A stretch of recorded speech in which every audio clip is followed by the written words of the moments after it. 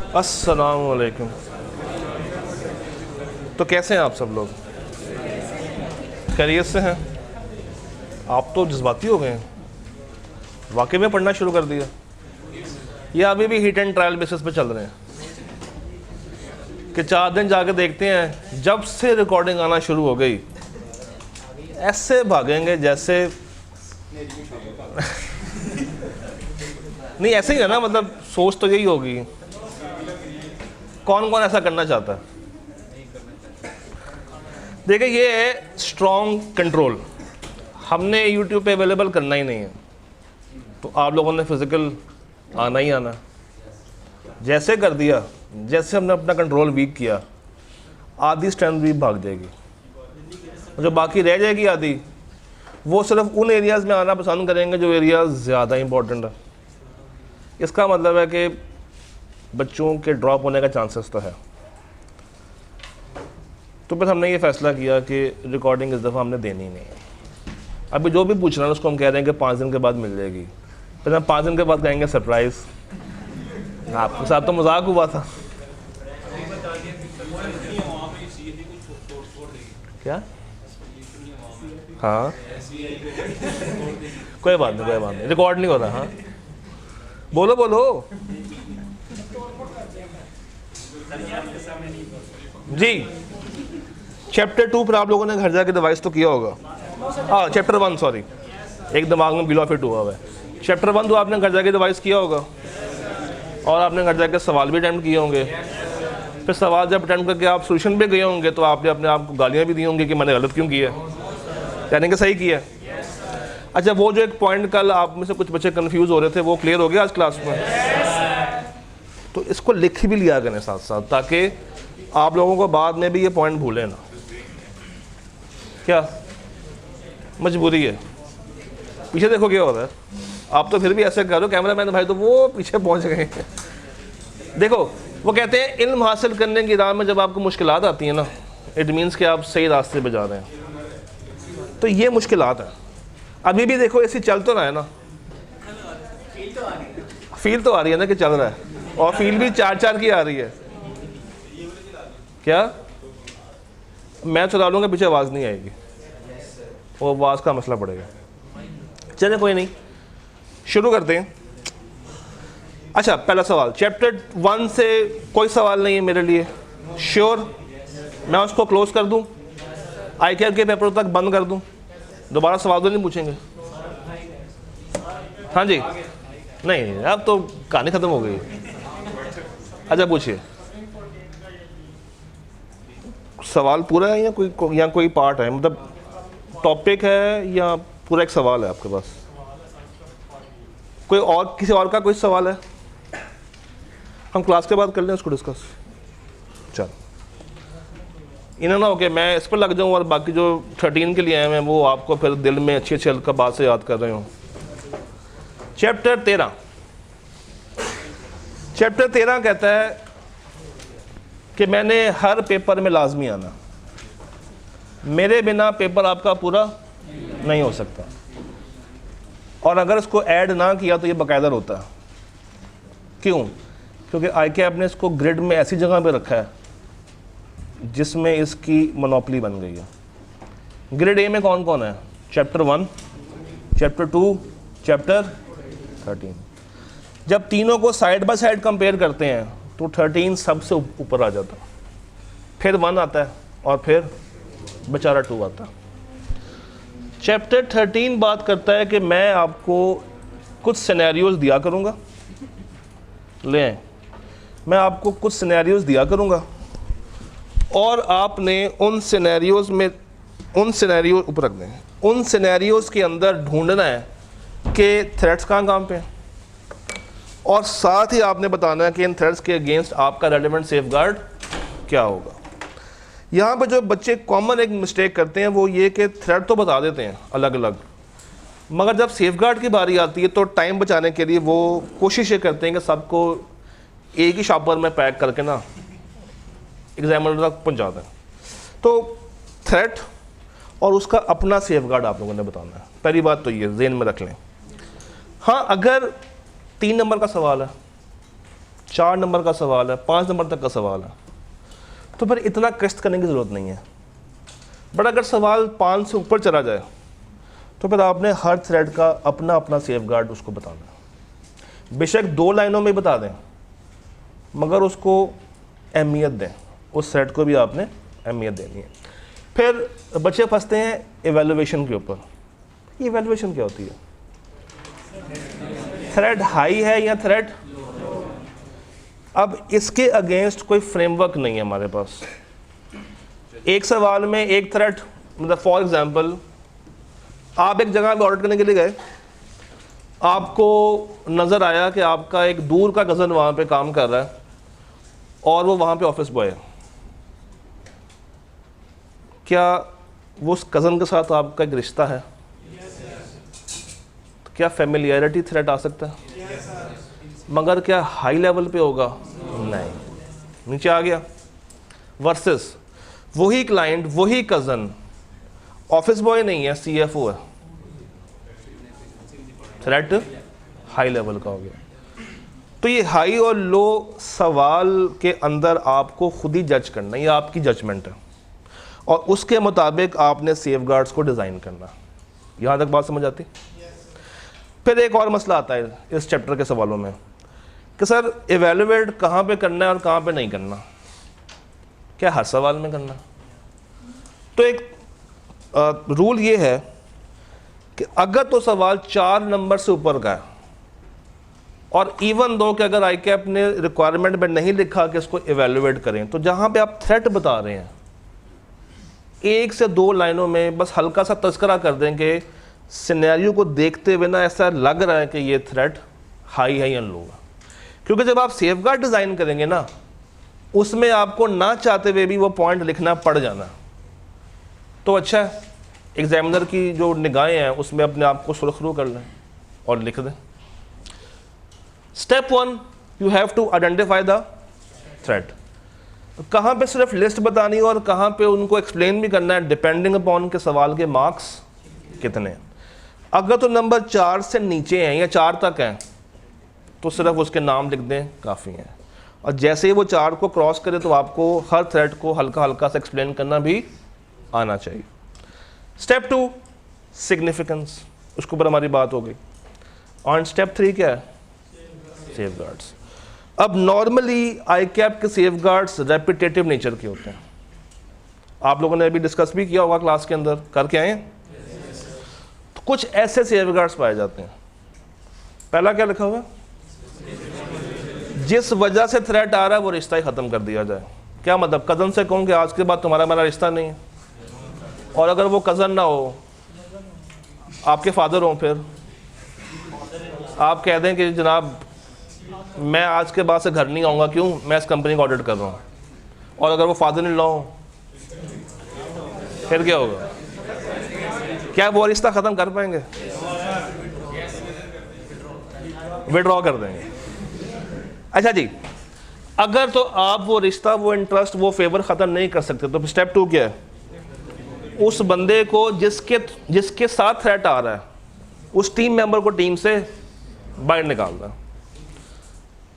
अगर उसको बाहर निकालने से भी मसला हल नहीं हो रहा और उसको आप बाहर नहीं भी निकाल सकते, भाई टीम का सीनियर है, कॉम्पिटेंट बंदा है, मैं उसको बाहर नहीं निकाल सकता, तो फिर उसके काम को इंडिपेंडेंट चार्टर्ड अकाउंटेंट से रिव्यू करवा लूँ। और अगर इन तीनों में से कुछ नहीं हो सकता तो फिर आपको अल्टीमेटली क्या कर लेना चाहिए? विड्रॉ कर लेना चाहिए। और ये 2 पॉइंट्स आपकी जेब में होने चाहिए। पहला पॉइंट क्या है? उनके बड़ों से और अपने बड़ों से। शुरू करते हैं, जब तक है जान। ऑटम 16 का एक सवाल आपके सामने मौजूद है, ज़रा सवाल पढ़िएगा। नज़र नहीं आ रहा अभी भी? मैं आगे खड़ा हुआ हूँ, ये आगे खड़ा हुआ, ये आगे खड़ा हुआ, तो आपके पास बुक तो होगी। तो मतलब बैग बंद करने से बुक निकाल लें। जिनको नज़र का इशू है, जिनको नज़र नहीं आ रहा, वो किताब खोल लें। ऑटम 16 का क्वेश्चन नंबर 8 आइए, सवाल पढ़िएगा। The planning phase of ABC Private Limited for the year ended 30 June 16 is in progress. The engagement partner intends to include Kamran as member of the audit team. Partner चाहता है कि कामरान को मैंने team का part बनाना है, जिसने पिछले महीने ही हमारी फर्म को ज्वाइन किया। और ज्वाइन करने से पहले कामरान भाई कहाँ पे थे? उसी कंपनी के फाइनेंस डिपार्टमेंट में काम कर रहे थे भाई साहब। बस एक बात सुन ले, मुझे पता आपको आता है, आई नो कि आप लोग जानते हैं, पहले पढ़ा होगा, बस एक बात मेरी लिख लें या नोट कर लें कहीं भी। डिस्क्वालिफिकेशंस जो है ना हमारी कंपनीज एक्ट वाली, वो सिर्फ और सिर्फ पार्टनर पे लगती है, ये लिख लें। सवाल करते हुए ये बातें ध्यान में होनी चाहिए। डिस्क्वालिफिकेशन सिर्फ और सिर्फ किस पे इंप्लीमेंट होंगी? एंगेजमेंट पार्टनर पे।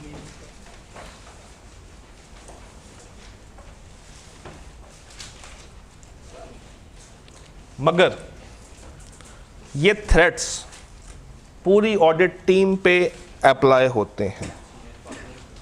Partner, senior, junior, semi senior, assistant manager, manager, जो बंदा उस टीम में शामिल है, उन सब पे ये थ्रेट्स आपको चेक करने पड़ेंगे।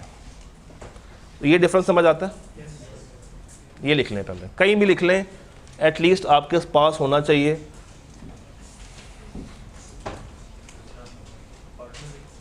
क्या किस केस की बात हो रही है? सिर्फ पार्टनर। पार्टनर की वजह से ही फर्म डिस्क्वालीफाई होगी, मगर वो देखना किस पे है? पार्टनर पे देखना। यहां तक हो गया? अब एक और रूल लिखें। जब आप कोड ऑफ एथिक्स का सवाल कर रहे हों, जब आप उर्दू में लिख लें, जब आप कोड ऑफ एथिक्स का सवाल कर रहे हों, तो कंपनीज एक्ट के बारे में नहीं सोचना।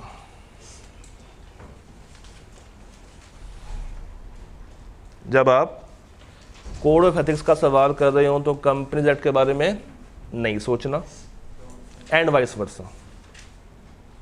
इसका मतलब क्या हुआ कि जब कंपनीज एक्ट को देख रहे हो तो कोड के बारे में नहीं सोचना, के बारे में नहीं सोचना, और जब उसको देख रहे हो तो उसको नहीं सोचना। तो एक टाइम पे एक कौन है? सेफगार्ड में हम उसमें बताता है कि अगर कोड ऑफ एथिक्स उसको डिस्क्वालीफाई कर दे, वो वर्ड डिस्क्वालीफाई है, कोड उस वक्त डिस्क्वालीफाई करेगा जब थ्रेट बहुत ज़्यादा हाई हो जाएगा, तो वो विड्रॉ कर जाता है। उसका मैक्सिमम पॉइंट क्या है? विड्रॉ कर लो। वो ये पॉइंट नहीं है कि अगर थ्रेट आ रहा है तो उसके सेफगार्ड्स को भी हमने साथ इनकॉर्पोरेट करना है, वो डिस्क्वालीफाई की बात कर रहे हैं। तो नॉर्मली यहाँ पे डिस्क्वालीफिकेशन होती ही नहीं है, यहाँ पे विड्रॉ हो रहा होता है। अच्छा जी, अब आए सवाल पे। ये बंदा पहले उस कंपनी में था, अब यहाँ पर आके बैठ गया। मैं तो कोई आवाज़ की जाने से लग रही है। तो क्या अपने साथ कोई बीमारी लेकर आया? कौन सी? सेल्फ रिव्यू नामी एक बीमारी साथ लेकर आया होगा, क्योंकि वो पहले कहाँ पे था? कंपनी में बतौर फाइनेंस समथिंग होगा, डिपार्टमेंट वही है, और अब वहाँ से निकल के कहाँ पर आ गया? ऑडिट फर्म में आ गया। तो अपने साथ लाजमी क्या ट्रांसफ़र करके लाया होगा? Self review. ये सेल्फ रिव्यू किस वक्त नहीं आएगा? जब वो इमीडिएट पिछले साल से ना हो, उससे पहले का छोड़ के आया हो। ओके, यही सवाल हो और मैं इसकी रिक्वायरमेंट बदल दूँ और आपसे कहूँ कि इसको आंसर करें फ्रॉम कंपनीज एक्ट। क्वालिफाई कर रहा है?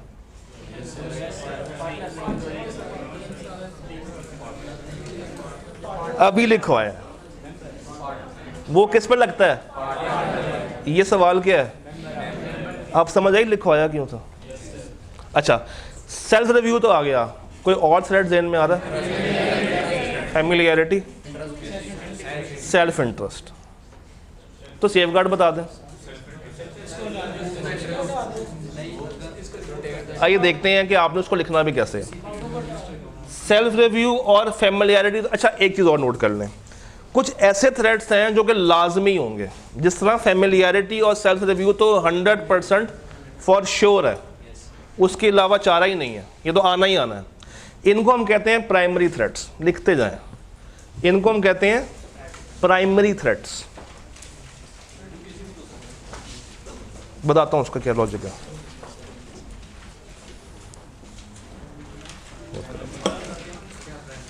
प्राइमरी थ्रेड वो थ्रेड है जिसने लाजमन आना ही आना है।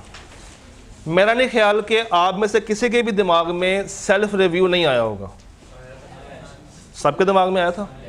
इसका मतलब है कि एग्जाम के अंदर भी सेल्फ रिव्यू तो 100% बच्चा लिख के आएगा, ठीक है।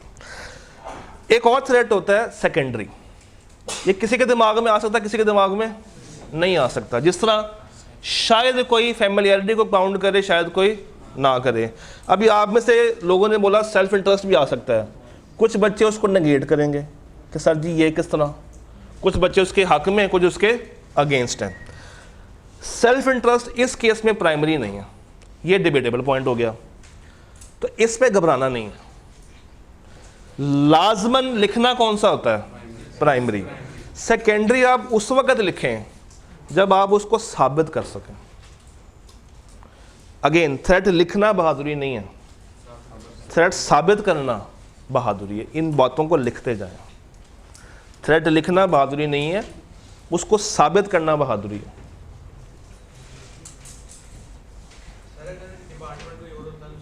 कहता हूं उस पर भी आ रहा हूं।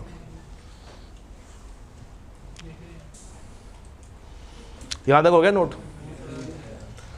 अब एक और पॉइंट लिख लें, जब भी कोड ऑफ एथिक्स का सवाल शुरू करें तो एडवोकेसी थ्रेड के बारे में बहुत ही कम सोचें।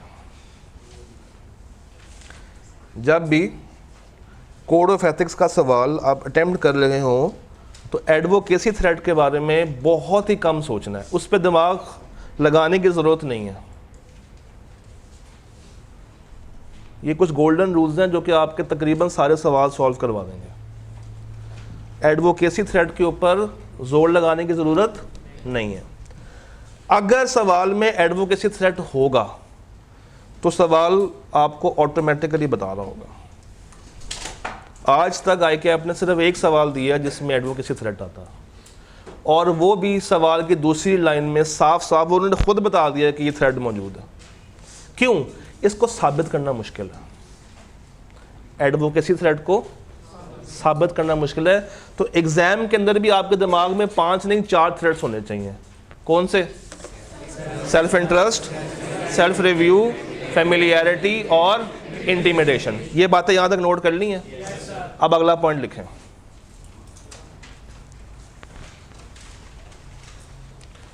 %90+ सिनेरियोज के अंदर एक थ्रेड हमेशा आपको मिल जाएगा, सेल्फ इंटरेस्ट। ये भी लिख लें। 90%+ क्वेश्चंस में आपको फॉर श्योर सेल्फ इंटरेस्ट मिल जाता। और सेल्फ इंटरेस्ट ये नहीं कि सिर्फ आपका अपना है, रिश्तेदारों के साथ अटैच होता है।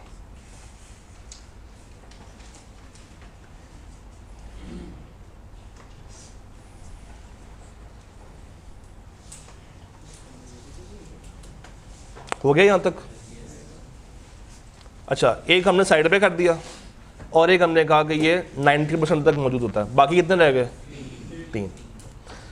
सेल्फ रिव्यू थ्रेड लिखें। सेल्फ रिव्यू सिर्फ एक केस में आ सकता है, जब एक बंदा पहले क्लाइंट पे हो और अब उठ के कहां पर आ गया हो, उसके अलावा नहीं आ सकता। ये भी लिख लें।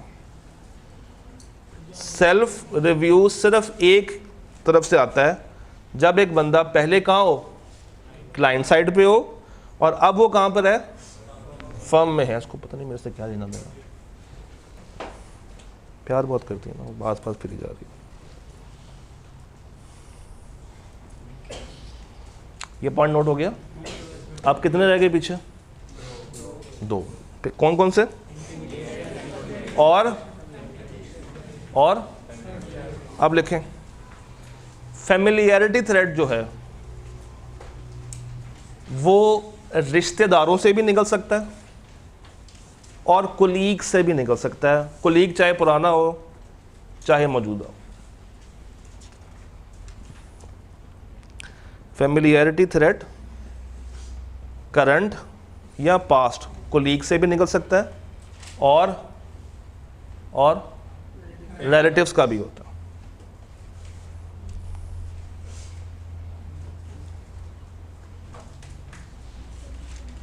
ये हो गया, पक्की बात। अगला पॉइंट, अच्छा अब रह कौन सा गया, इसका भी लिख लें। जहां जहां सेल्फ इंटरेस्ट आपको नजर आ रहा है तकरीबन उसके आसपास इंटिमिडेशन भी हाथ खड़ा करके पहुंच जाता है। अक्सर ऐसा होता है कि सेल्फ इंटरेस्ट के साथ इंटिमिडेशन एक जोड़ी बना के पहुंच जाता है। तो एक जोड़ी बनती है सेल्फ इंटरेस्ट की और इंटिमिडेशन की, एक बन सकती है सेल्फ इंटरेस्ट की और फैमिलियरिटी की। क्योंकि सेल्फ इंटरेस्ट क्या है, जाती मुफाद। फैमिलियरिटी क्या है, दोस्त की फिक्र, उसके साथ आपका राब्ता। तो एक जोड़ी किसकी बनती है हमेशा, सेल्फ इंटरेस्ट और फैमिलियरिटी की, और एक किसकी बनेगी, सेल्फ इंटरेस्ट और,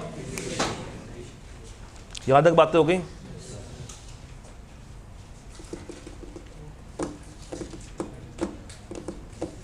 एक और पॉइंट लिख लें।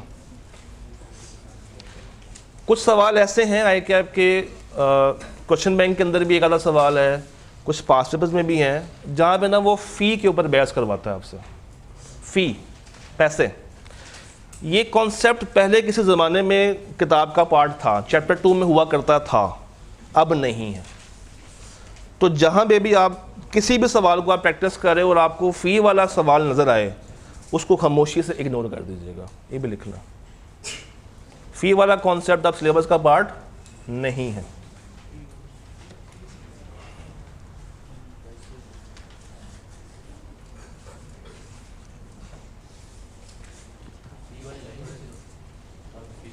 हाँ, मतलब वो जब सवाल बनाएगा ना तो वो फ़ी वाला सवाल ही होता है कि हम इतनी फ़ी पे डिपेंड कर रहे थे, उसने कहा कि कंटिजेंट फ़ी चार्ज कर लो, उस तरह का एक सवाल बनाता होता है वो। बट पहले वो होता था, अब नहीं है। यहाँ तक नोट हो गया फॉर श्योर। अगली बात लिख लें, चैप्टर 13 पे। एक सेकंड, मैं आपसे पहले एक सवाल पूछना चाहूँगा, सिर्फ 13 करके आए या 2 का कुछ हल्का फुल्का सा अब लिख लें फिर, यानी कि अभी तक वो अब तक वहाँ पे ट्रांसफ़र नहीं हुआ नॉलेज, यहाँ पे ले लें। चैप्टर 13 के साथ जब भी आप इसको रिवाइज करना शुरू करें,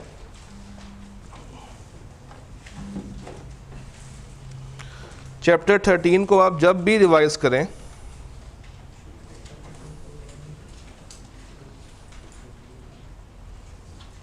जब भी चैप्टर 13 को रिवाइज करें,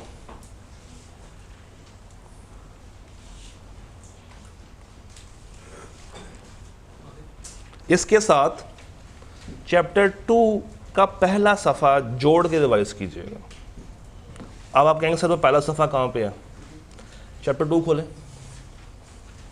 और 210 से पीछे एक पेज आपको नज़र आएगा, उसका नाम है एथिकल कंसिडरेशंस। मिल गया? तो अब आपने करना ही है कि जब आप 13 को रिवाइज कर रहे हो तो समझिएगा कि ये सफ़ा 2 का पार्ट नहीं है, किसका पार्ट है, 13 का पार्ट है।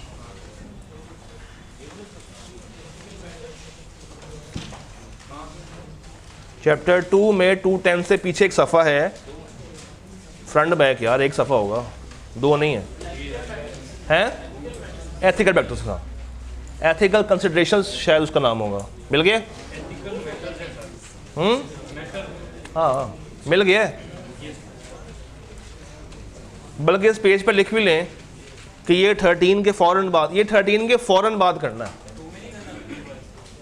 मतलब आपको तो हम 2 में ही रिवाइज करवाएंगे, कल रिवाइज हो जाएगा, बट जब आप अपनी तैयारी कर रहे होंगे, जब आप रिवाइज कर रहे होंगे तो आपने उसको वहाँ पे क्लासीफाई करके साथ उसके साथ रिवाइज कर लेना। ये बात समझ आती है?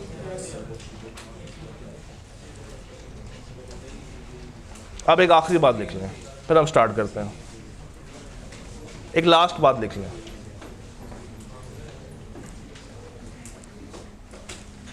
ये जो भी आपको मैंने सफ़ा अलग करवाया है, रिसेंट टाइम्स में मैं अगर देखूं तो आई कैप का मोस्ट फेवरेट सफ़ा है, जिसमें से वो शायद पिछली 3 अटैम्प्ट्स में या 4 अटैम्प्ट्स में 2 दफ़ा तो टच कर चुका है इस सफ़े को। एक आपने शायद कभी तैयारी करते हुए सवाल देखा होगा DTL वाला, जिसमें वो टैक्स हेवन कंट्री का जिक्र होता है, देखा? वो अभी दिखाऊंगा अभी आज, वो एग्जैक्टली इस सफ़े का कॉपी पेस्ट वर्जन है। उसको कहाँ रख के तैयार करना है?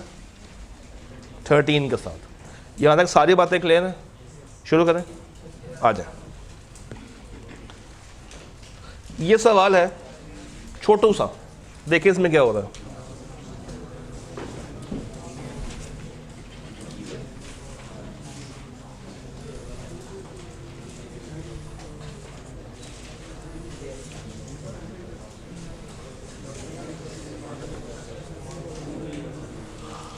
नासिर नामी एक ऑडिट मैनेजर है। अच्छा एक सेकंड, कंपनी कौन सी है? Diamond limited. ईयर एंड क्या है? 30 जून। नासिर को ये पता चलता है कि उसके फादर के पास कितने शेयर्स हैं? 10,000 शेयर्स हैं। तो थ्रेड कौन सा है? पक्का थ्रेड कौन सा है? अब कौन कौन कह रहा है फैमिलियरिटी का? हाथ खड़ा करें। एक सेकंड मैं बताता हूँ अब्बा है या नहीं है। हाथ खड़ा करें। कौन कौन कह रहा है कि ये थ्रेड है? कौन कौन कह रहा है कि ये थ्रेड है? बताएं। सेकेंडरी भी नहीं है। थ्रेड उस वक्त निकलता जब अब्बा जी उस कंपनी के अंदर खुद मौजूद होते। अब्बा जी तो घर बैठे हुए हैं, अब्बा जी का तो ताल्लुक ही नहीं कंपनी के साथ, तो सिर्फ थ्रेड कौन सा है? सेफ गार्ड क्या होगा? अब्बा से रिश्ता खत्म, शेयर्स को डिस्पोज कर देना है। क्या इंटिमिडेशन हो सकता है या नहीं? कौन कौन कह रहा है? हाथ खड़ा करें, साबित करें, साबित करें।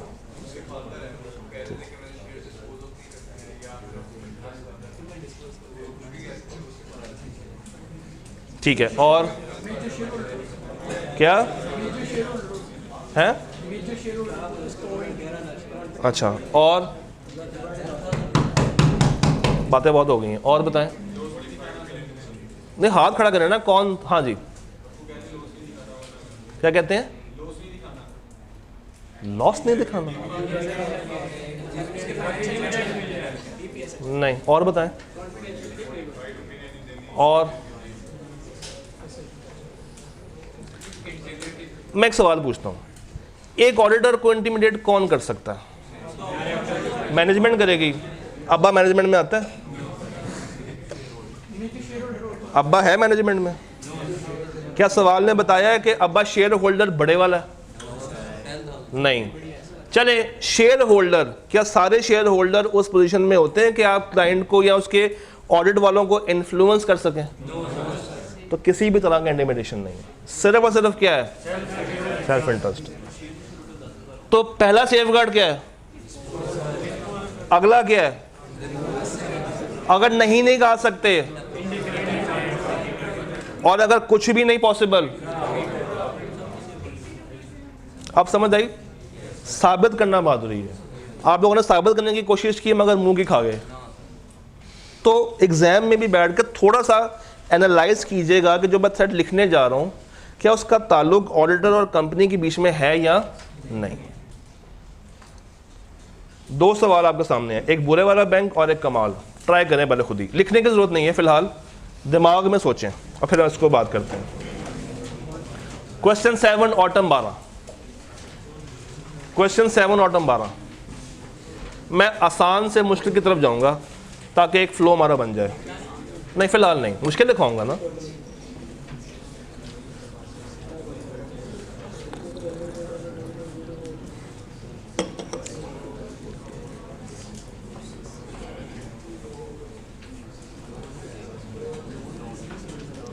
जस्ट दिमाग में एक स्केच खींचें और मुझे बताएं थ्रेड कौन कौन से माइंड में चल रहे हैं आपके।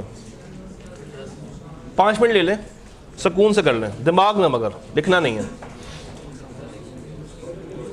और सोल्यूशन मत देखिएगा प्लीज़, मैं आप पे ट्रस्ट कर रहा हूँ।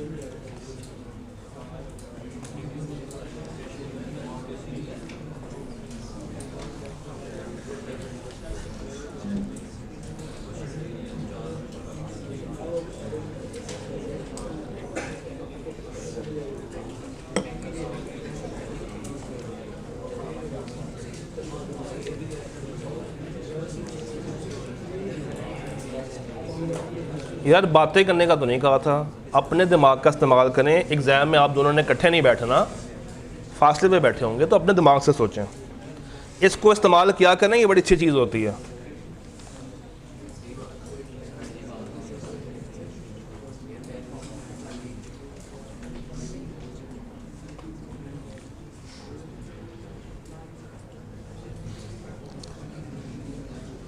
हाँ जी, एक बैंक है जो कि लोन दे रहा है, हाउस लोन दे रहा है। किसको दे रहा है? पार्टनर को लोन दे रहा है। हमारे पास थ्रेड्स कितने होते हैं? नहीं होते तो 5 ही हैं। सबसे पहले किसको माइनस कर देना है?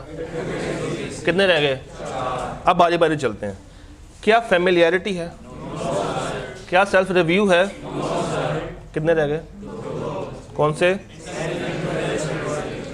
इन दोनों को देखते हुए मुझे बताइए प्राइमरी कौन सा पक्के वाला आएगा? अब डिबेट किस पे आएगी? इंटिमिडेशन कब आ सकता है? अगर ये loan outside normal course of business दिया गया, और अगर नॉर्मल कोर्स में रहते हुए दिया गया तो इंटिमिडेशन नहीं आएगा। क्या आर्म्स लेंथ लिख लें, आउटसाइड लिख लें, एक ही बात हो जाएगी। चल आर्म्स लेंथ लिख लें, आप आर्म्स लेंथ लिख लें, अच्छा वर्ड है, आर्म्स लेंथ लिख लें। मैं समझ गया आपकी बात, मैं समझ गया आपकी बात, उसको आर्म्स लेंथ कर लें। हाँ जी, क्या? दोबारा से।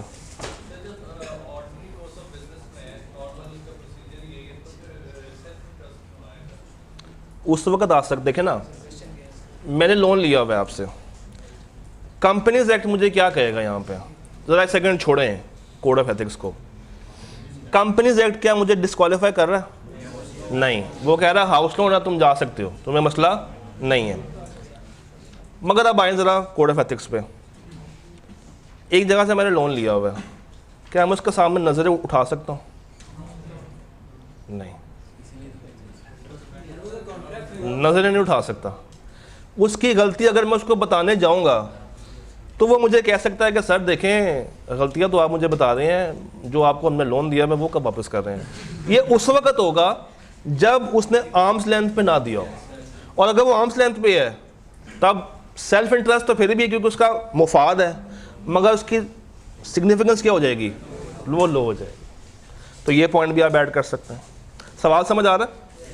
प्राइमरी थ्रेड कौन सा था और सेकेंडरी? अब ज़रा पार्ट बी करके बताइए। क्या दोनों किससे बताने पर?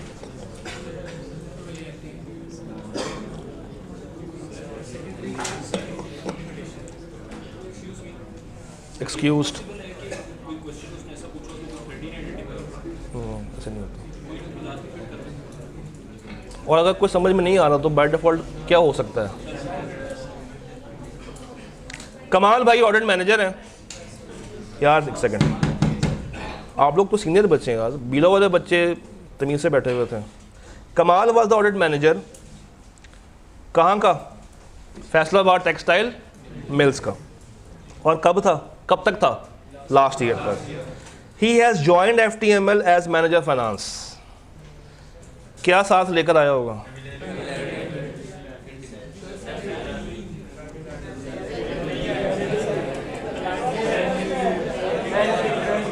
मैंने कहा था ना लिख लें।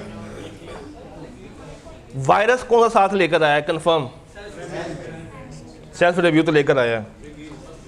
अच्छा, फेमिलियरिटी भी लेकर आया होगा। कहाँ से आ रहा है? अच्छा ठीक है, सॉरी, फर्म से क्लाइंट में जा रहा है, ठीक है, माय मिस्टेक। फर्म से क्लाइंट में गया तो मसला उसका नहीं है। तो अब कौन सा मसला है? फेमिलियरिटी का। इंटिमिडेशन सेकेंडरी है, एडवोकेसी सेल्फ इंटरेस्ट खास नहीं लग रहा। अब ये दो जरा ट्राई करें, एक ऑसम और एक हुंजा। Autumn 13 question 9। अच्छा एक सेकंड, ये जो अभी मुझे मिस्टेक हुई थी ना एग्जाम में, आपको भी हो सकती है, तो बड़ा ध्यान से देखना है कि मूवमेंट कहाँ पर हो रही है। फर्म से क्लाइंट गया, क्लाइंट से फर्म पे जा रहा है।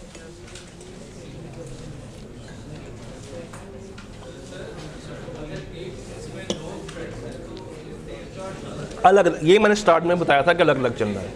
हो जाए, बेशक हो जाए।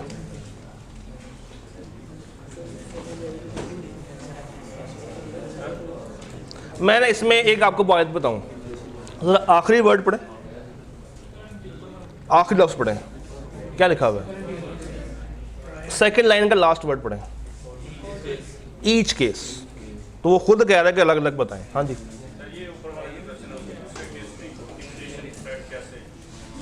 जो तो आपने साबित करना। मैंने कहा प्राइमरी तो एक आ गया, सेकेंडरी अगर आप साबित कर सकते हैं तो कर दें, अगर लिख सकते हैं तो वेरी गुड, अगर नहीं तो ना लिखें। मैं प्राइमरी साबित करने के लिए आया हूँ, सेकेंडरी तो हर एक अपना अपना दिमाग काम कर रहा है। हाँ जी, awesome hotels is a listed company. इसका ऑडिट कौन कर रहा है? पार्टनर्स वहीं पे स्टे कर रहे हैं जिनका ऑडिट करने के लिए जाना है। होटल है, तो जिस तरह इसका काम किया था लोन, इनका काम क्या होगा? स्टे करवाना। थ्रेट कब आएगा? जब वो आर्म्स लेंथ ट्रांजैक्शंस नहीं हो रही होंगी। और कौन सा आ सकता है? Self interest.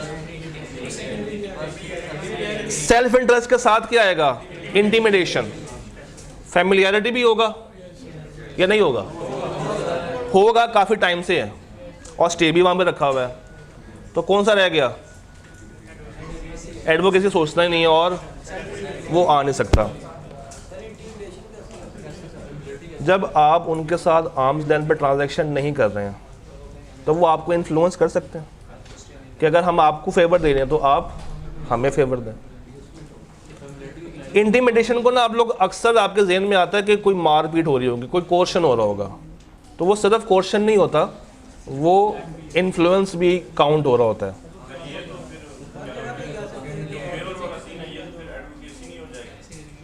एडवोकेसी के बारे में नहीं सोचना मैंने इसलिए लिखवाया था, आप हमेशा कंफ्यूज रहेंगे अगर आप सोचते जाएंगे। दिमाग से निकाल दें, नहीं है थ्रेड एडवोकेसी का। पार्ट बी बताता हूँ, पार्ट बी करें जरा। Inherited 1 lakh shares in HL after the death of his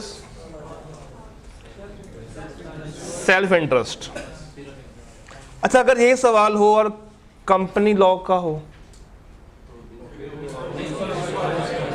disqualify होगा ना? पक्की बात है ना?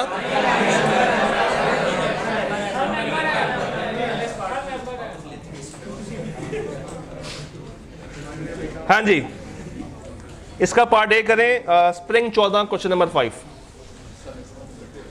स्प्रिंग 14 क्वेश्चन नंबर 5 का पार्ट ए देखें जरा।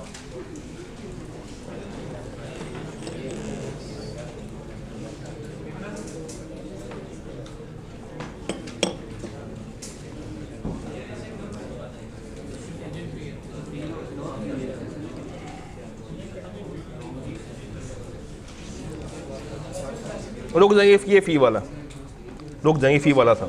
ये करें 3। स्प्रिंग 15 का क्वेश्चन नंबर 7। ए, बी और सी, ये डबल ए नहीं है, ए, बी और सी। यही होता है जब रात के 3 बजे आपके लिए स्लाइड्स बना रहा होता हूँ।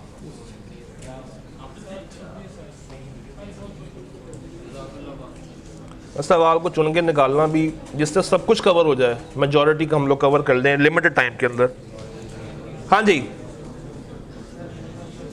अहमद हैज रिसेंटली, मैं कर देता हूँ, Ahmed has recently joined firm of chartered accountants.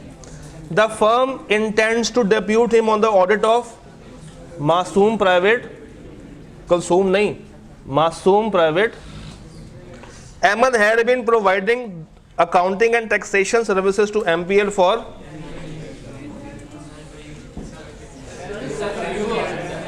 In the capacity of a, सवाल ने क्या क्लियर किया कि उसका एम्प्लॉय था? कंसल्टेंट एम्प्लॉय नहीं होता, कंसल्टेंट एम्प्लॉय होता है। कंसल्टेंट कौन होता है? एडवाइजर। वाह, एक सेकंड, कंसल्टेंट कौन होता है? एक ऐसा बंदा जो कि आपकी कंपनी की पे रोल पे नहीं है, यानी कि उसको फिक्स सैलरी मिल भी सकती है, बट वो कंपनी में नहीं बैठ रहा, कहाँ पे है? आउटसाइड द एंटिटी आपके लिए काम कर रहा है, just like a lawyer, just like a lawyer, you can say a service provider. तो इसके पास उस कंपनी की इंफॉर्मेशन ज़्यादा होगी या कम होगी? लिमिटेड सी होगी, जिसको जितनी चाहिए होगी अपने काम के लिए उतनी होनी चाहिए। अब इस बात को सामने रखते हुए मुझे आपने थ्रेड्स बताने हैं। एक बंदा अब कहां से कहां पे मूव कर रहा है? कंपनी से क्लाइंट पे आ रहा है, सही है?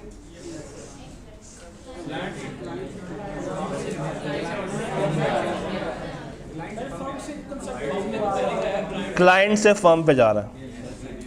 अब बताएं, सेल्फ रिव्यू सिर्फ उस तक आएगा जिस काम में इसने क्या दी होगी, उसके अलावा नहीं आएगा। और बता दें, फैमिलियरिटी जितनी ये लेकर, जितना इसको लोग जानते होंगे सिर्फ उतनी ही आएगी। यानी कि सेल्फ रिव्यू और फैमिलियरिटी हाई है या लो है? लो टू मॉडरेट है, इतना हाई नहीं हो सकता। और सेल्फ इंटरेस्ट होगा?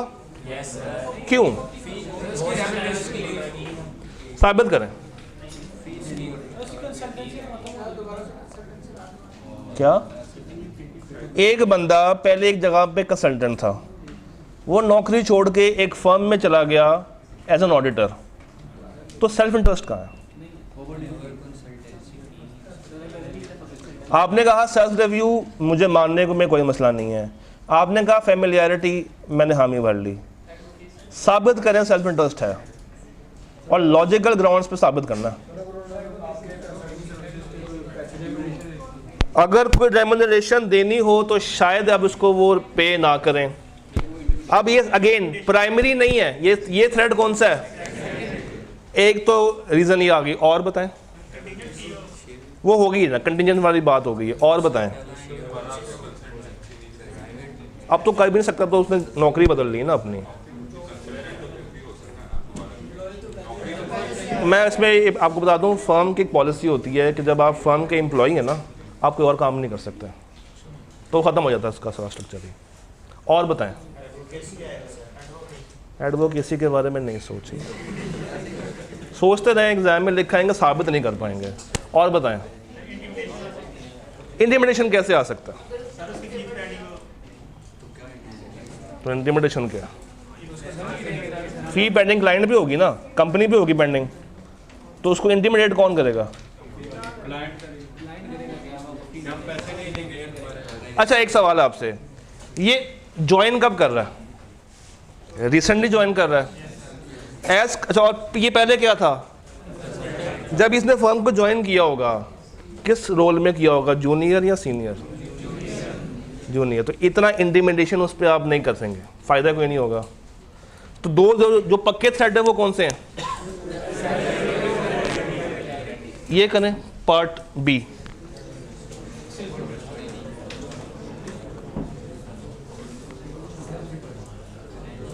वो मुंह से बता गया क्या है, तो सिर्फ और सिर्फ क्या है? पार्ट सी, होशियार, जो मैं चाहता हूं आप लोग बने, मगर बनते ही नहीं हैं।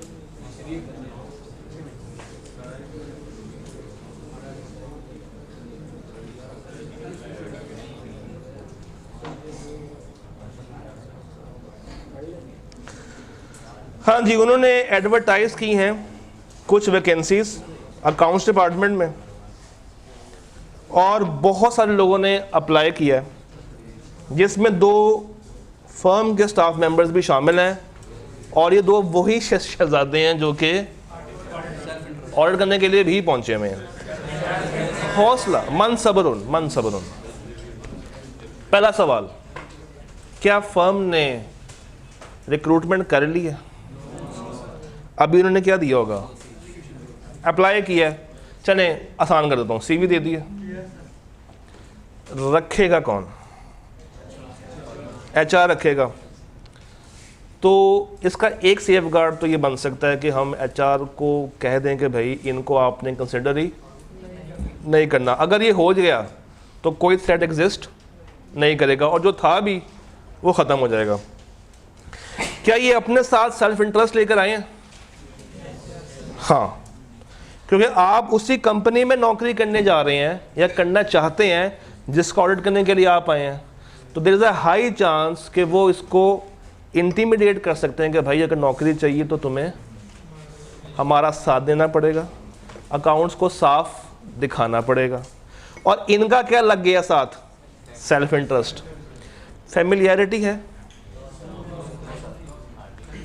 आप एक जगह पे ऑडिट कर रहे हैं कि आप उन लोगों से मिले नहीं होंगे,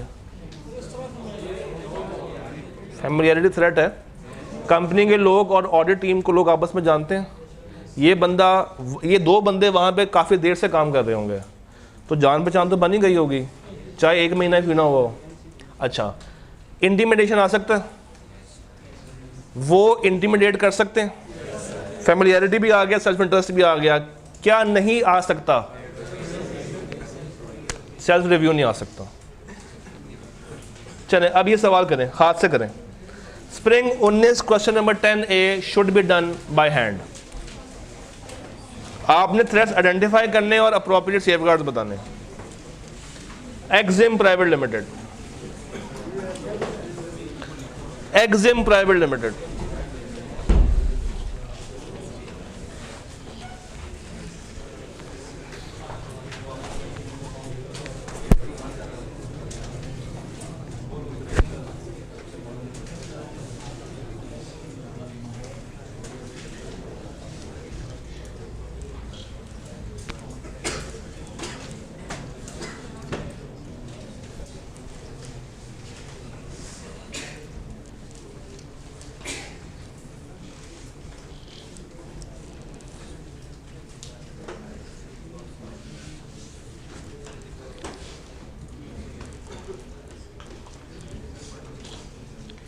अगर आपको विजिबिलिटी का डाउट है या इशू आ रहा है तो स्प्रिंग 19 का क्वेश्चन नंबर 10A रेफरेंस है।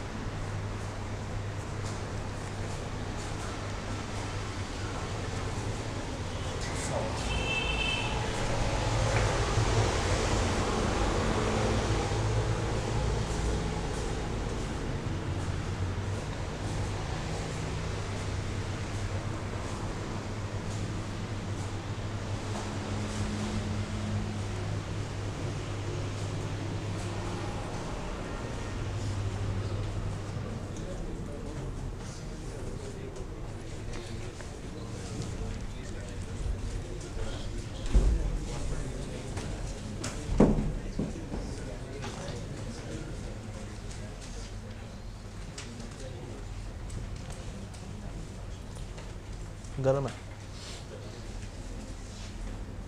वो गरम है।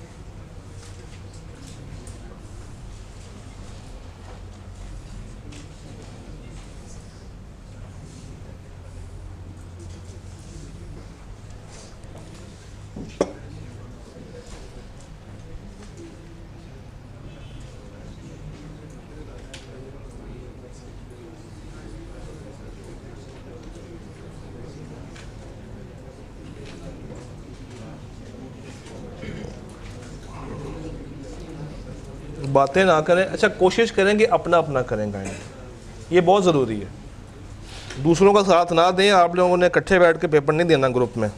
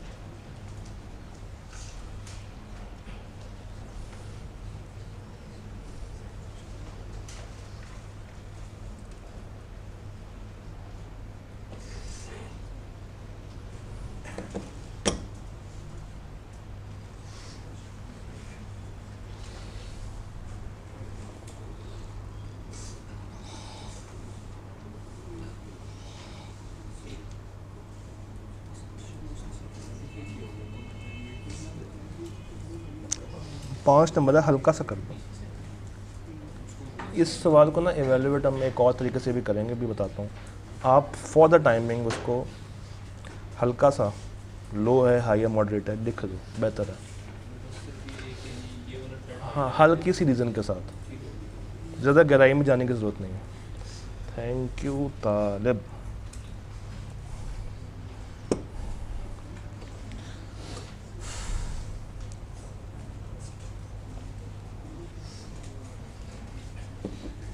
और जो मैंने आपको पॉइंट्स लिखवाए हैं, कितने पॉइंट्स थे कुल मिला के? किसी ने अगर नंबरिंग की हो 8, ठीक है। जितने भी थे चले, मैंने इसमें भी एक और ऐड करवाना है सवाल के बाद।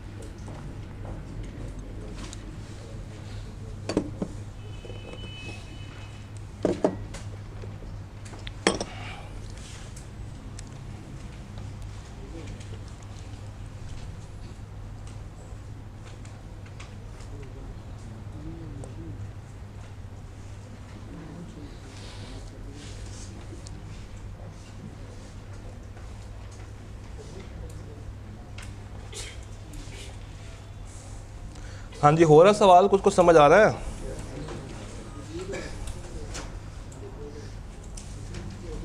जब आप लोग कर लें मैक्सिमम मेजॉरिटी तो हाथ खड़ा कर दीजिएगा, देन आई विल स्टार्ट। हो गया? थ्रेड क्या निकालें? सेल्फ इंटरेस्ट और ओके।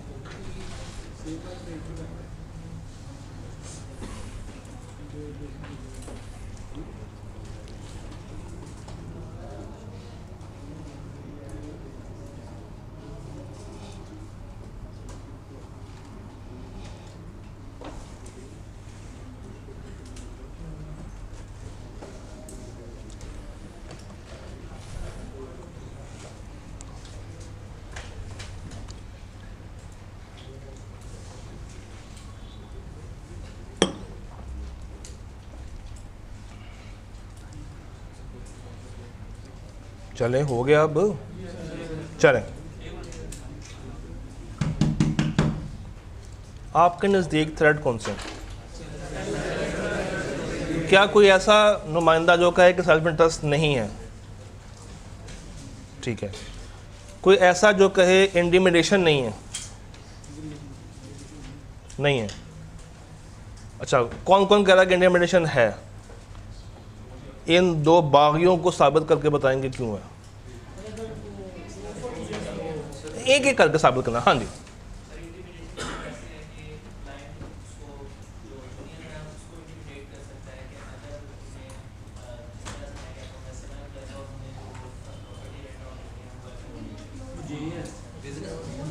जूनियर बिजनेस की बात कर रहा है, आउटसाइड फर्म से नहीं, अपना एक इंटरेस्ट, अपना एक मुफाद रख रहा है आउटसाइड कोर्स ऑफ बिजनेस अपने क्लाइंट के साथ कि मेरा ये वाला काम भी है, मैं तुम्हें इसमें प्रॉपर्टी अरेंज करवा सकता हूँ। वो तो है, वो है। उसके साथ साथ ये काम क्या फर्म दे रही है प्रॉपर्टी वाला?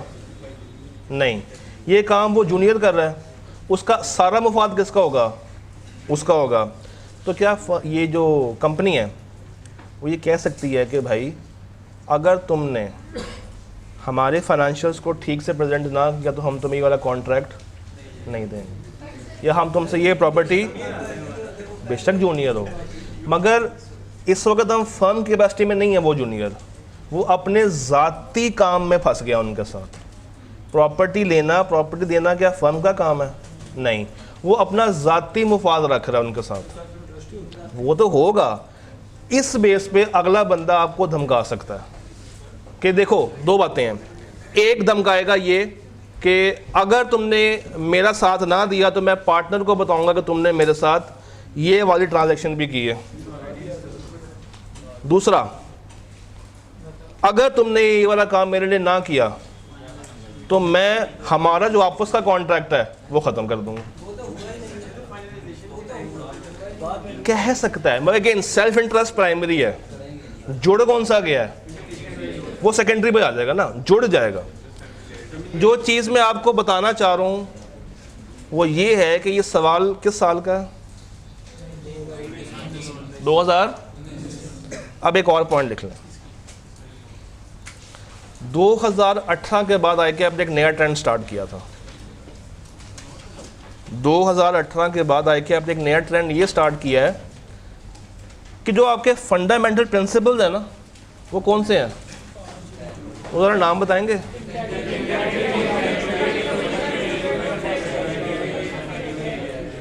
कोई सिंक्रोनाइजेशन नहीं है। Integrity, professional behaviour and due care, professional behaviour, 5 आते हैं ना।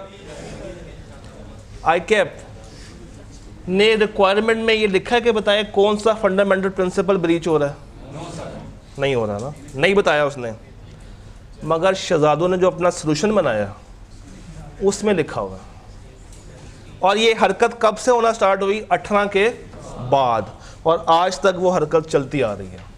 तो जब आप इसका आंसर ड्राफ्ट करने लगें तो आपने एक एडिशनल चीज़ ये भी सोचनी है कि कौन कौन से फंडामेंटल प्रिंसिपल्स ब्रीच हो रहे हैं। आप ज़रा मुझे बताएं, इंटेग्रिटी ब्रीच हो रहा है?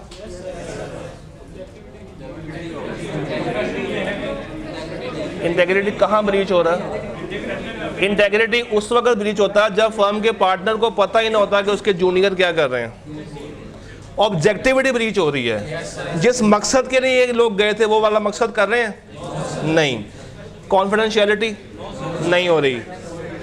और professional competence due care breach हो रहा है? हो रहा है। इनका काम है क्या? ये कॉम्पिटेंट लोग हैं इस काम के लिए? नहीं। और प्रोफेशनल बिहेवियर ब्रीच हो रहा है। जब ऑब्जेक्टिविटी ब्रीच होती है तो साथ इंडिपेंडेंस भी। तो जब इंडिपेंडेंस ब्रीच होती है तो सबसे बड़ा ख़तरा क्या आता है कि अगला बंदा आपको इंटिमिडेट कर सकता है। अब एक काम करें, ICAP के सोल्यूशन पे जाएं। मेरे पास इस वक्त शो नहीं होगा, ज़रा एक नज़र उसको पढ़ लें। मेरे पास यहाँ पे नहीं होगा इस वक्त। एक नज़र सिर्फ उस सोल्यूशन को देख लें।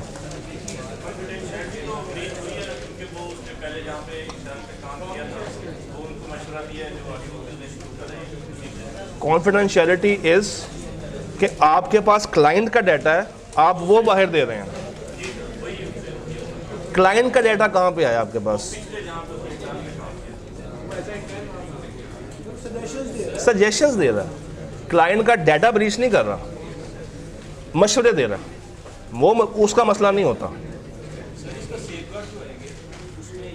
मैं अभी सेफगार्ड पे आता हूँ, इसके सेफगार्ड चेंज होंगे, तभी ये सवाल लिखवाया था ताकि एक दफ़ा आप लोग पहले गलत लिखेंगे, जब आप उसको ठीक करेंगे तो आपको कभी भूलेगा नहीं। एक दफ़ा बस उसको रीड कर लें, फिर मैं आगे चलता हूँ। हाँ है ना, ब्रीच हो गया ना। एक जूनियर जहाँ पे पहले काम करके आया वहाँ पे इंटर्न था। अब ICAP ने इंटर्न का वर्ड क्यों यूज़ किया होगा? कि उसके पास कॉम्पिटेंसी नहीं है, वो ऐसा काम कर रहा है जिसमें वो कॉम्पिटेंट नहीं है। इसका मतलब है कि वो प्रिंसिपल ब्रीच हो गया।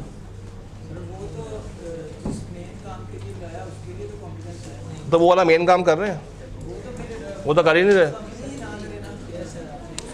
वो तो नहीं कर रहे ना। अच्छा एक सेकंड, क्या फर्म इसकी जिम्मेदारी लेगी? नहीं, क्यों? क्योंकि क्या फर्म कॉम्पिटेंट है? हाँ, उसके लिए तो है, मैं उसकी बात नहीं कर रहा, उसके लिए है, मगर ये जो जूनियरों ने नया काम स्टार्ट कर दिया इसके लिए कॉम्पिटेंसी है, तो ये वाला प्रिंसिपल तो ब्रीच हो गया उस केस में। ओवरऑल ऑडिट के लिए तो है। हाँ जी, रीड किया, क्या लिखा हुआ है? वो कह रहे हैं offering business advice to audit clients in such an informal manner is a breach of professional behavior by the audit junior. He also appears to be in breach of fundamental principles of competence and due care unless he has required competency to offer such an advice. Moreover, जो business relationship बना है between the member of the team and client, threat कौन सा ला रहा है? Self interest. और अब क्या ICAP ने इसको साबित किया कि क्यों आ रहा है? किसी लाइन में आपने देखा हो कि ICAP ने साबित किया हो कि हमने ये थ्रेड लिखा तो क्यों लिखा है? क्योंकि नंबर कितने हैं, और एडिशनल 2 नंबर किस में डाल दिए उन्होंने? वो जो ऊपर फंडामेंटल प्रिंसिपल्स को ब्रीच करवाया, तो 2 नंबर उसके हो गए, 1 नंबर इसका हो गया। अब बाकी 2 नंबर किसके होंगे? आप सेफगार्ड्स पढ़ते हैं, मुझे बताइए, ये जो 2 जूनियर काम कर रहे हैं, क्या इसकी जिम्मेदारी फर्म लेगी? नहीं। ये जो प्रॉपर्टी बेचने वाला काम उन्होंने स्टार्ट कर दिया, वहाँ पे जाके जो मशवरे दे रहे हैं, ये जिम्मेदारी फर्म उठाएगी कि अगर नुकसान हो गया तो हम लायबल होंगे। तो पहला सेफगार्ड ये है कि आप इन लोगों को टीम से निकाल लें। अगर इनका निकालना मुश्किल है तो उनको जाके बता देंगे भाई अगर आपने कोई ट्रांजैक्शन करनी उसमें हमारा रोल नहीं है। और अगर इनको निकालना मुश्किल है तो ये भी देखें कि क्या फर्म की HR पॉलिसी ये कहती है कि आप वहाँ पे जाके अपना ज़ाती कारोबार शुरू कर सकते हैं? डेफिनेटली नहीं कहती होगी। तो आपको अपने फर्म के कंट्रोल्स को स्ट्रॉन्ग करना पड़ेगा। और अगर कुछ भी पॉसिबल ना हो, विड्रॉ। हाँ जी, हाँ, अगर तो आप बहुत ही एंडिंग स्टेज पे खड़े हुए हैं और वो बंदा सीनियर नहीं है तो आप उसको बआसानी निकाल सकते हैं। जी,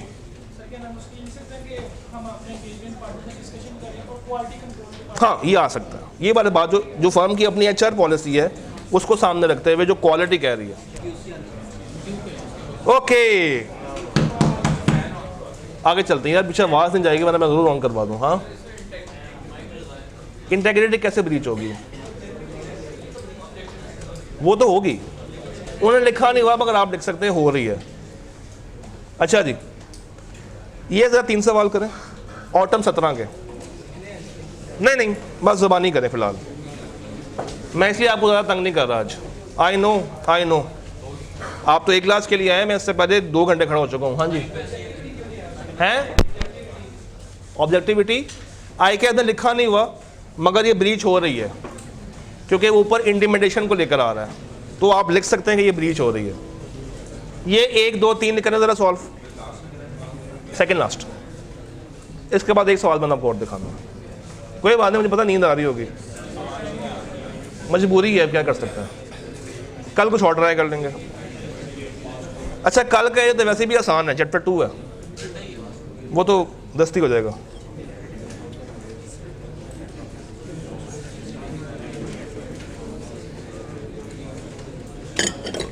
चले, अनवर कौन है? X trainee. एक्स ट्रेनी पहले वहां पे ट्रेनी था, आर्टिकल्स कर रहा होगा, छोड़ गया होगा, कंपनी में चला गया होगा, उन्होंने लात मार दी होगी, वापस कहाँ पे आ गया? अपनी फर्म में आ गया। He is interested in acting as the engagement manager on Curtains Limited, where he had been employed during the पिछले 2 साल से वहाँ पे काम किया है और अभी भी छोड़ के कहाँ से आया है? वहीं से आ रहा है। तो सेल्फ रिव्यू है और फेमिलियरिटी है। नीचे वाला बता दें, ये होंगे प्राइमरी, और उसके ऊपर जो इंटीमिडेशन है वो सेकेंडरी पे जा सकता है। हाउस लिमिटेड, मुगानो तो पहले, house limited owns the building in which, करें ज़रा,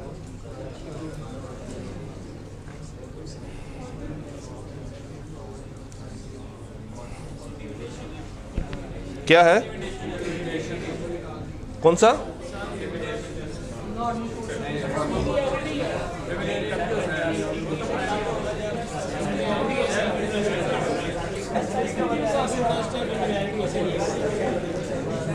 ये वही है जो बैंक, बुरे वाला, हाँ बुरे वाला बैंक लिमिटेड। पार्ट सी बताएं। हाँ पार्ट सी बताएं जरा।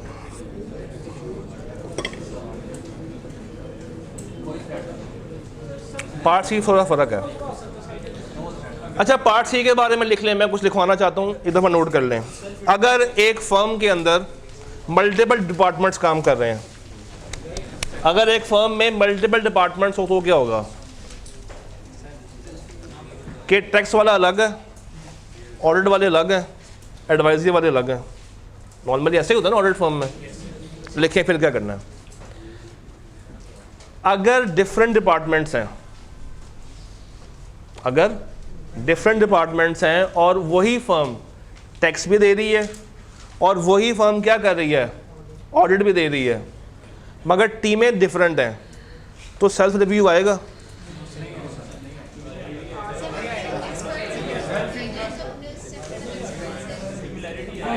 एक ही फर्म है, चल इस तरह कर लेते हैं, ये पार्टनर ए, और सुन लो यार, ये पार्टनर ए ये टैक्स देकर आया, मजाक हो गया।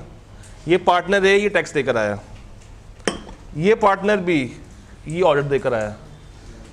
फर्म वही है, डिपार्टमेंट बदल गया, दोनों के अपने अपने पार्टनर्स हैं, अपनी अपनी टीम है।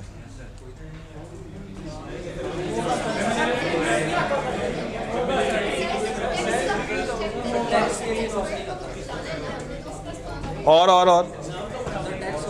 नाम और ऊंचा बोल समझ, आवाज मुझे बिल्कुल नहीं आ रही बाद में। हाँ जी, मेरा सब, मैंने ये नहीं कहा कि थ्रेड कौन सा आएगा, मैंने कहा कि थ्रेड आएगा या नहीं आएगा।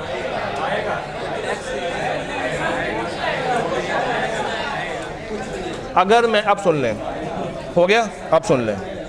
एंगेजमेंट, अगर तो मैं इसको एंगेजमेंट पार्टनर और उसकी टीम की नज़र से देखूं तो थ्रेड नहीं आएगा, बट अगर मैं फर्म की निगाह से देखूं तो थ्रेड आएगा। फर्म की अगर मैं निगाह से देख रहा हूँ तो शायद फर्म के क्वालिटी कंट्रोल प्रोसीजर्स जो आपका ISO 220 है चैप्टर 2 वाला, वो हमें ये काम करने से रोक दें। वो कहे कि अगर आपकी फर्म ही टैक्स दे रही है और आपकी फर्म ही ऑडिट कर रही है और उस ऑडिट में उस टैक्स की इम्प्लीकेशंस हैं, तो there is a high chance कि सेल्फ रिव्यू फर्म लेवल पे आ सकता है, ऑडिट लेवल पे नहीं, फर्म लेवल पे आ सकता है। मगर ICAP इतना हैवी कॉन्सेप्ट कैप लेवल पे टेस्ट नहीं करता। तो आपने फर्म लेवल पे सोचे बगैर मुझे ये बता दें कि अगर टीमें डिफरेंट हों, डिपार्टमेंट चेंज है, पार्टनर भी चेंज है, थ्रेड आ सकता है? नहीं। बट एग्जाम में लिखना कैसे है, बिल्कुल ही नो नहीं कर देना। उसे कहना है थ्रेड एग्जिस्ट कर सकता है मगर लो लेवल। इससे दोनों बातें कवर हो जाएंगी कि फर्म लेवल का थ्रेड भी आपने बता दिया और इंडिविजुअल लेवल का सिग्निफिकेंस बता के उसको लो करवा दिया। मैं अभी रिव्यू की बात कर रहा हूँ, मतलब अभी फॉर्मेलिटी पे गया ही नहीं हूँ, मैं सिर्फ रिव्यू की बात की है अभी। ये समझ आती है? अब आए फैमिलियरिटी पे। फैमिलियरिटी हमें बिटवीन द फर्म देखनी चाहिए या फर्म एंड क्लाइंट देखनी चाहिए? फर्म एंड क्लाइंट देखनी चाहिए। ऑडिट वाले गए अपना काम करके आए, टैक्स वाले गए अपना काम करके आए, तो क्या ज़्यादा फैमिलियरिटी लग रही है? कम लग रही। अगेन लो लेवल पर रख के सेव गार्ड लगा के उसको मार दें। अल्टीमेट हमारा पर्पज़ क्या है कि थ्रेड को या ख़त्म कर दें या उसको बहुत ही ज़्यादा कम कर दें। तो अगर कम कर सकते हैं मज़ीद तो अच्छी बात है, अदरवाइज सेव गार्ड लगा के उसको दी एंड कर दिया जाए। नहीं, तो वो टीम अलग है, आप अलग हो, ये अलग है। आपका मेरे से रिश्ता और है, इनका मेरे से रिश्ता और है। आप मेरे से टैक्स देखो ना, जो टैक्स वाले होंगे कि वो फाइनेंस डिपार्टमेंट के पास जाएंगे बार बार, वो अकाउंट्स के पास जा रहे होंगे, ये किसके पास आ रहा होगा? तो डिपार्टमेंट में फ़र्क हो गया ना वहाँ पे। अच्छा जी, एक दो सवाल मैं आपको दे रहा हूँ, आपने घर से करके आने हैं लाजमी। लाजमी। एक तो ये है हारिस अवान, ऑटम 20 का क्वेश्चन नंबर 8, ऑटम 20 का क्वेश्चन नंबर 8,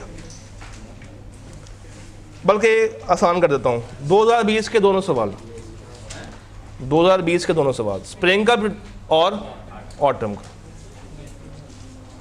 तो मैंने कहे दो है मगर ये हैं कितने?